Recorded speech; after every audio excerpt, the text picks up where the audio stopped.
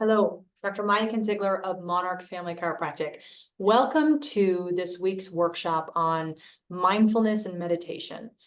Today, we're going to be reviewing the benefits of mindfulness and meditation. We're going to talk about some simple techniques that you can utilize to shift your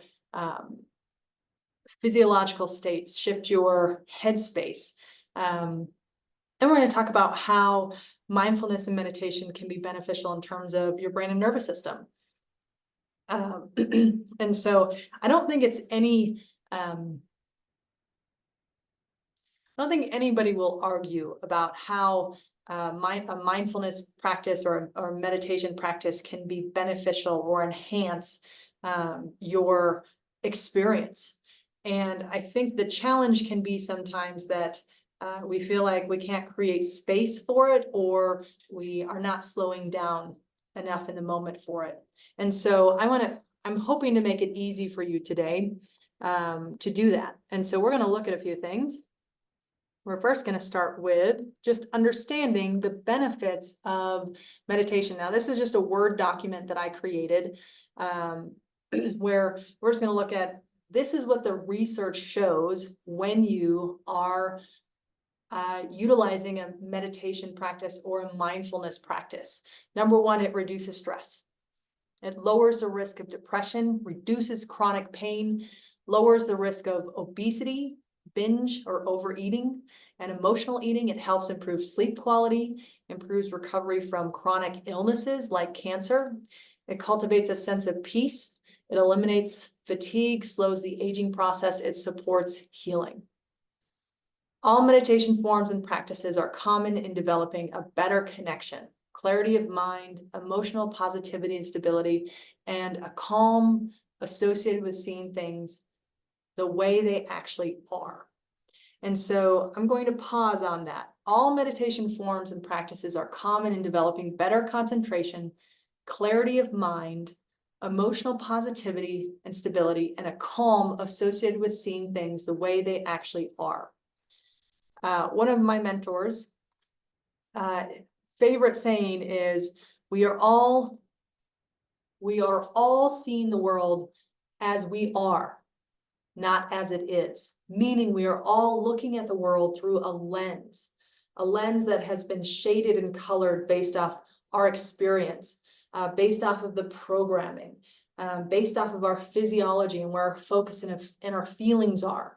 And so when you utilize a mindfulness practice or a meditative practice, that means you are over time cleaning off that lens so that you can experience the world more as it is, as opposed to as you are. And so I wanted to actually first start with a practice, or I guess I should say an activity, that is called the 10-to-1 rule. Now, why do I care about that? Number one, focus drives feeling. Okay, what do I mean by that? What we focus on drives how we feel. What we focus on starts to create our experience. And I will tell you that our brain and nervous system was made to be hyper vigilant, to look and assess for threat based on where we came from, right? We're not always the top of the chain in terms of, the food chain. We had bigger animals to be aware of, to protect ourselves from. And so based on how our brain has developed over time, we have a degree of hypervigilance that our brain is picking out potential threat. Okay. And the problem becomes that, the potential threat is not a physical threat. It is literally not going to threaten our lives. But how our brain responds to it is that it is life-threatening. So where we have deadlines related to jobs, where we have traffic, where we have strong emotional experiences when it comes to relationships, that creates nervous system response for us to be hypervigilant and respond to a threat, when physically it's not threatening, and yet it's driving this feeling and this experience. And so focus drives feeling. So if our focus is on a hypervigilant state, we're constantly surveying our surroundings for a threat, then it's going to drive how we feel, okay? So if our focus is on the problem, then we are going to see all the barriers to the problem. We are going to see all the things that we are unable to do. So one of my favorite exercises is called the 10-to-1 rule, because we want to start creating a different feeling and a different focus, not around the problem, but the solution. And so when it comes to the 10-to-1 rule, number one, if you have a problem, okay, you have to list 10 solutions to that problem in order for you to better understand how you can be more of a solution-based, more of, I guess, an optimist-based perception on how you can traverse the focus, right? If you're focusing on the problem, then you create the feelings around the problem. If you're going to focus on all the things that can be a solution to that problem, then it drives a different feeling. And so you change, Tony Robbins says this, you change your physiology, you can change your perception and your experience. Yeah, you change your physiology, you change your outcome. And so number one, the 10-to-1 rule is a great way to start to change your focus that changes the feeling. And so let's say our problem is, we can pick anything, but we're a chiropractic practice, so we're going to talk about, I guess, low back pain, but it can be anything, right? It can be, a job related, it can be health related, it can be, relationship related, it can be anything. Okay, so we'll say the low back pain is our problem. So we, instead of focusing on our low back pain and focusing on how, our body's not functioning well and our something's wrong and I can't do this and I can't do that, and now I'm not going to be able to go out and do the things I love to do, whatever it may be, because it can snowball. We're going to focus on a solution, and we're going to focus on 10 of them. Okay. So we've got to come up with 10 solutions to our problem. Okay. I think the last time we did this in the office, we had somebody who had just recently moved to Denver. And so her problem was, how do I meet people? What are the things I can do to create a community, right? So when I think of low back pain and a solution-based action that I can take, it would be number one, having a chiropractic assessment. It would also be, okay, assessing the behaviors that exacerbate that problem. Okay, so if I notice that it is sitting for long periods of time, or a specific movement, or sleep posture, right? It's assessing for, when is this problem getting exacerbated? Because then I can dial in more on minimizing that or improving that thing. Okay.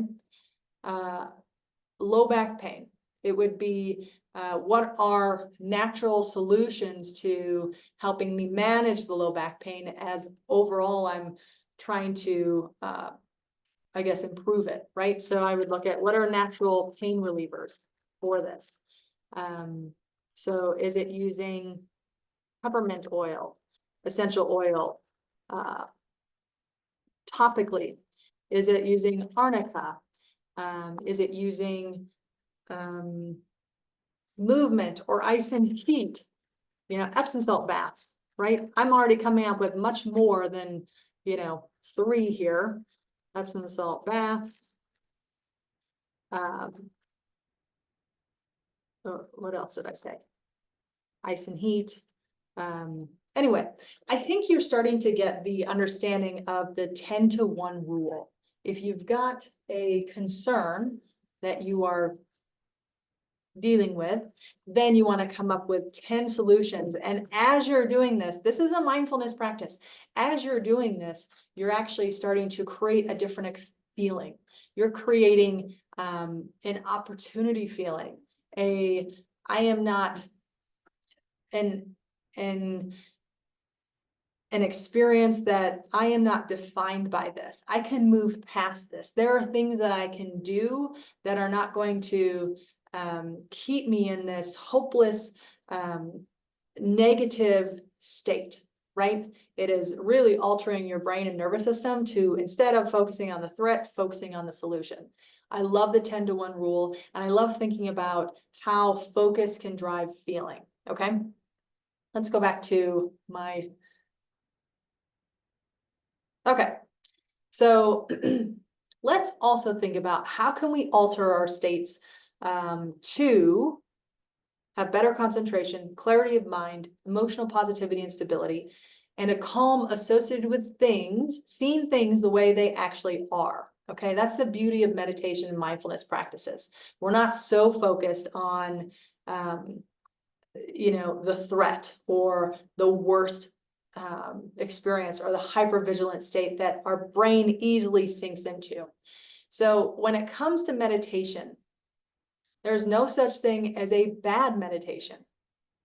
Anytime you sit in silence is valuable, even if your inner voice is persistent and loud, okay? So this means that anytime you can just shift yourself into a state where you can do a scan, a body scan, do a check-in, focus on what's happening inside as opposed to externally, that is going to be a positive moment for you. Whether it's 10 seconds, whether it's a minute, it's a check-in. I find that, when there are things going on in our external world, right, and we are having trouble processing, we start breathing differently, we take in less oxygen, we start feeling an insurmountable stress or pressure upon us. And the more things that happen externally, the more it impacts our ability to handle and process. So if we're just able to step away for a moment in silence, just to do a check-in, say, okay, I'm here, I'm breathing, I'm okay, that can be valuable. Another meditation rule, with time, your inner dialogue will shut down. So it can be challenging, especially when you're first starting to practice. It can be challenging to just shut off the inner chatter that goes on, or shut off the thoughts that, you may have based on what's happened in your day. And the more you practice, the easier it is for this inner dialogue or inner chatter to calm, to quiet. It takes practice. And there's no right or wrong time to meditate. Find the most comfortable time of your day. Don't try and do it on somebody else's schedule. We are practicing as a family to take, right now it's 10 seconds. I have a 3-year-old, but before we sit down for dinner, we are taking 10 seconds in silence just to be together. It's been a full day. We are finally coming together at the dinner table, and we want to be present and connected with each other. And that really sets a tone for dinner and being able to connect in that space, right? So there's no perfect time and there's no one time. You can do this multiple times in a day. Some people, every time they shower, say, okay, this is my time to be in the shower, to be, to feel the water running over my head, running over my body, and just being present with how that feels. So it's really about, again, there's no perfect place, there's no perfect time. It's just taking that moment to have some connection with you. And there's no perfect meditation length. Some people think, gosh, I've got to meditate for, 10 minutes, or it's not a great meditation. No, there's no specific length. I told you I just spend 10 seconds right before dinner to have a community fellowship meditative practice to connect. So even taking a moment or a minute sometimes can seem, it seems like it's a short period of time, but when practiced, it is actually much longer than that. And there's no correct posture or place to meditate. You've got to be comfortable. You can sit, you can lie down, you can kneel, whatever is perfect for you. Okay. And so one of my favorite ways to meditate is actually through Dr. Wayne Dyer. He's got a great book. It's called Getting into the Gap. And I'm going to take you through this. Okay. And we're just going to do, okay. So Dr. Wayne Dyer, those were his rules in terms of meditation. And he says, you know what, the more you can have a mindfulness practice, the better off you're going to be. And so one of his ways to meditate is to quiet that inner chatter, is to focus on a screen. Okay, and I'm going to get my screen here how I want it. I'm going to make mine black. And I'm going to do this. He always uses a word, and he actually uses the Lord's Prayer is what he starts with. But I'm going to use the word gratitude. Okay, make this big. And I'm just going to show you on the screen, but really you should be doing this in your mind's eye. Okay. Let's see, we'll go down one. So what I'm going to have you do is you can see this on my screen here. And I'm going to have you just look at my screen. It says gratitude. It's a black screen with white letters. And then what I want you to do is I want you to close your eyes. And I want you to visualize that G. I want you to go to that, look at that G, look at every detail of that G as it curves around, as it hooks. And then I want you to move to the R. Okay. So look at that R. Then I want you to shift back to that G. Okay. And then I want you to go to that black space between the G and the R. And I want you just to hang there for a second. If you feel any noise or internal chatter that pops up, I want you to acknowledge it and then shift back to that G. Okay. And then you're going to shift back to that R. And I want you to shift back to that space in between. And sit there, hang out in that space, visualize yourself between that G and that R and just sit there. And I want you to go back to the R, then you're going to move to the A. Okay. And I'm going to have you shift between that R and that A, R and the A. And I want you to go into that gap between those letters. I want you to hang out there, sit right between that. You feel the R, you feel the A. Just breathe into that gap. You feel some inner dialogue, that's all right. Shift back to that R, focus on that R.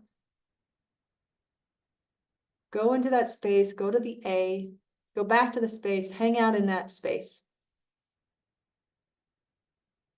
Then you're going to go to the A to the T.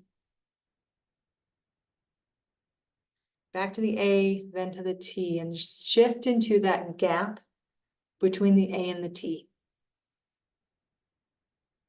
Now, this is Dr. Wayne. We've been doing this for about 2 minutes here. Take a deep breath in from your belly. So you put your hand right on your belly, then over your heart.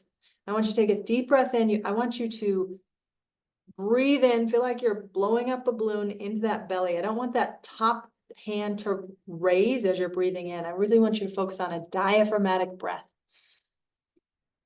In through your nose. Hold it at the top. Out through your nose. Slow it down. And feel your body. Feel your heart. So this is Dr. Wayne Dyer's beginner way to start getting into the gap. Meaning you are going to quiet down your inner chatter. And you're going to get into a place where you can just be totally connected, totally present, and just experiencing what's happening in your body. And as you do that, your heart rate slows down. You experience more calm, more ease, and more connection. And when you open your eyes out of this, you're experiencing more of the world as it is, as opposed to as you are. So Dr. Dyer says, I like to go through the Lord's Prayer. Just go through the Lord's Prayer, hanging out in the gap. I would say, just pick a word. And maybe I, spent too much time between the G, the R, and the A. Doesn't matter. You can go through that time on your own. But again, when you are doing that, you develop better concentration, clarity of mind, emotional positivity and stability, and a calm associated with seeing things the way they actually are, which is a beautiful thing. There has never been a time where we are more distracted, more engaged than now. We have technology that is constantly vying for our attention. We have had phones and computers in our pockets for over a decade now, where if we have nothing to do, we are programmed to grab that phone and start searching through the app or social media or emails, whatever it may be. And my challenge to you is to pause before you have that moment where you don't have anything to do, right? You're like, oh, I've got a moment. And you go to that thing that's pulling your attention. That's my challenge. Can you be in that moment? Can you slow down? Can you just check in? Do some breaths. Do a body scan. Or just pick your word and just go through, can you hang in the gap there? Because every time you do, you are developing better concentration, clarity of mind, emotional positivity and stability, and a calm associated with seeing things the way they actually are. Because guess what? If you are a parent, or if you are an employer, if you are a colleague, if you have a client, if you are a wife or a husband, those people and those connections are demanding that you are present and engaged and connected to them. And every time you choose to pause in that moment, every time you choose to connect to you, you are going to be a better person for them. And ultimately for you. But you're going to be experiencing a very different internal experience. Maybe less reactive, more positive, more engaged and connected versus distracted and disoriented. And that is, again, something that we are working on here. Your adjustments in the moment are connecting you to, this brain, this innate intelligence, this intelligence that allows you to be a better conduit to source or this higher power that exists in this world. It requires Dr. Chris and I to be in a heightened state of intention so that we can deliver the best adjustment, so that you can experience a higher expression of life and health and well-being. And every time you choose to adopt a mindfulness practice or adopt mindfulness in your day, you're choosing a higher expression of you and health and well-being, choosing a higher expression of how you connect and experience this world, choosing a higher expression how you connect and experience the most important connections in your world.